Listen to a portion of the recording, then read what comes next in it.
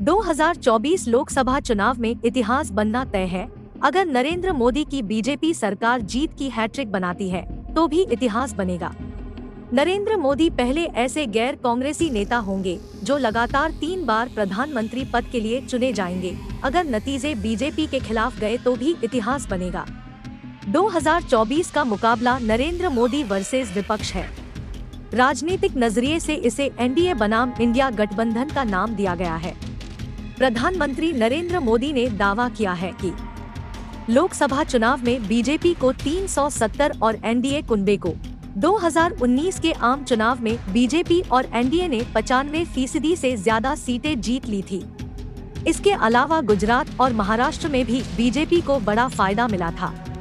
Congress party के लिए 2024 का चुनाव अस्तित्व की लड़ाई जैसी है। इसके अलावा क्षेत्रीय दलों का भविष्य भी मई में होने वाले चुनाव नतीजों पर टिकी है।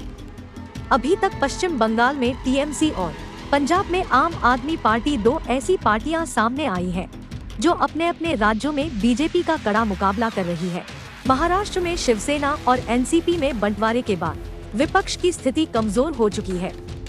उम्मीद है कि 13 मई तक देश में चुनाव के बाद तय हो जाएगा कि सरकार कौन बना रहा है और प्रधानमंत्री मोदी रहेंगे या नहीं।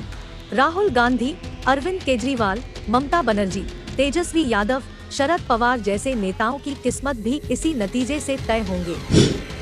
लोकसभा चुनाव 2024 की रणभेरी बज चुकी है। उत्तर प्रदेश में प्रमुख पार्टियों भारतीय जनता पार्टी और समाजवादी पार्टी ने शुरुआती दौर में ज्यादातर सीटों पर अपने प्रत्याशी घोषित कर दिए हैं। ऐसे में गोरखपुर सदर सीट पर सपा और भाजपा के प्रत्याशी घोषित होने के बाद एक दूसरे पर आरोप प्रत्यारोप और तंज कसने की शुरुआत हो चुकी, जहां सपा प्रत्याशी काजल निषाद लगातार हमलावर है। वहीं एक कार्यक्रम के दौरान रवि किशन ने अखिलेश और राहुल पर हमला बोलते हुए कहा कि दोनों युवराज मुंह में चांदी का चम्मच लेकर पैदा हुए हैं। वे क्या जाने गरीब और गरीबी का हाल। देश और प्रदेश दोनों जगह वर्तमान में गरीबों की सरकार है, इसलिए दोनों सरकारों की योजनाओं को देख लीजिए। आधे से अधिक योजनाएं देश के गरीबों और किसानों के लिए ही बन रही है। देश के युवराज राहुल गांधी और प्रदेश के अखिलेश यादव को क्या पता गरीबी क्या होती है।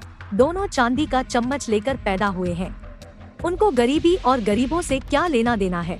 उनके लिए देश का गरीबी और देश की जनता केवल चुनाव के समय ही याद आती है।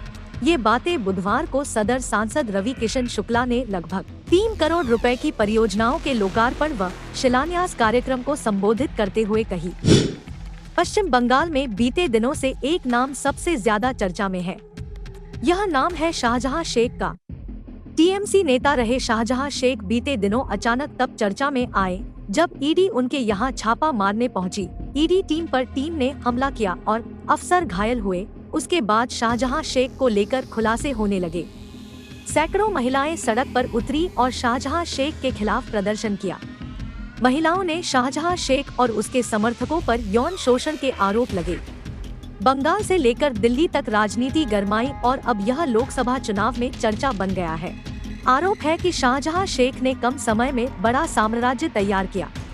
ईडी अब उसके नाम पर रखे गए बाजार से लेकर सैकड़ों बीघा मत्स्य पालन से लेकर ईंट भट्ठों और अतिथि गृहों तक जांच कर रही है। भारत की अर्थव्यवस्था तूफानी तेजी से आगे बढ़ रही है। रेटिंग एजेंसी क्रिसिल ने भी इसका लोहा माना है। भारत साल 2031 तक दुनिया की तीसरी सबसे बड़ी अर्थव्यवस्था बन जाएगा। रेटिंग एजेंसी क्रिसिल ने अगले वित्त वर्ष में भारत की जीडीपी वृद्धि दर 6.8% रहने का अनुमान लगाया है। क्रिसिल के मुताबिक भारत साल 2031 तक अपर मिडिल इनकम वाला देश बन जाएगा। इसी के साथ भारत की अर्थव्यवस्था भी दोगुनी होकर 7 लाख करोड़ डॉलर हो जाएगी। क्रिसिल रेटिंग्स ने अपनी इंडिया आउटलुक रिपोर्ट में कहा कि भारतीय अर्थव्यवस्था को घरेलू संरचनात्मक सुधारों और चक्रीय स्थितियों से समर्थन मिलेगा और यह वर्ष 2031 तक तीसरी बड़ी अर्थव्यवस्था बनने के लिए अपनी वृद्धि संभावनाओं को बरकरार रखने के साथ उसमें सुधार भी कर सकती है। पिछले 10 वर्षों में 60 करोड़ लोग आर्थिक गतिविधियों की मुख्यधारा में शामिल हुए। केंद्रीय गृह और सहकारिता मंत्री अमित शाह ने मोदी सरकार के बीते 2 कार्यकाल की उपलब्धियों को लेकर यह दावा किया। उन्होंने कहा कि मुंबई में आयोजित एक निवेश सम्मेलन में कहा कि देश का मार्केट प्लेस पहले 70 करोड़ लोगों का था, जो अब बढ़कर 130 करोड़ का हो गया है। शाह ने कहा कि श्रोताओं को लग सकता है कि यह चुनावी भाषण है, लेकिन अर्थव्यवस्था की यही सच्चाई है। उन्होंने कहा 60 करोड़ लोग अर्थव्यवस्था में योगदान नहीं कर रहे थे, क्योंकि उनके पास न बैंक अकाउंट था और न उनकी परचेजिंग पावर थी। बीते 10 वर्षों में उन्हें बुनियादी सुविधाएं मुहैया करवाकर नरेंद्र मोदी ने उन्हें अर्थव्यवस्था के मेनस्ट्रीम में लाया। उन्होंने आगे कहा, उनकी बुनियादी जरूरतों ख्याल रखकर नरेंद्र मोदी ने उनके लिए एक स्कूटी और उनके बच्चों की पढ़ाई की चिंता की। इस तरह उन्होंने 60 करोड़ लोगों को विकास का रास्ते से जोड़ा। शाह ने कहा, बीते 10 वर्ष में सेंसेक्स भी 22,000 से बढ़कर 73,000 अंक तक पहुंच गया।